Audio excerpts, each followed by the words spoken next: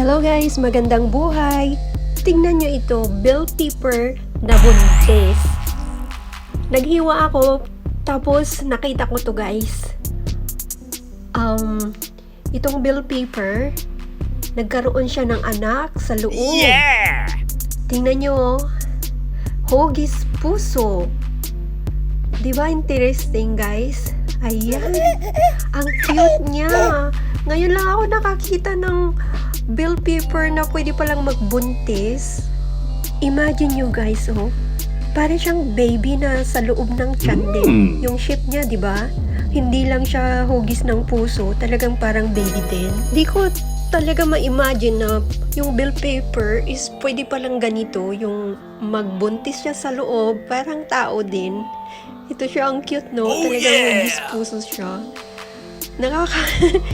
Nakaka ano siya,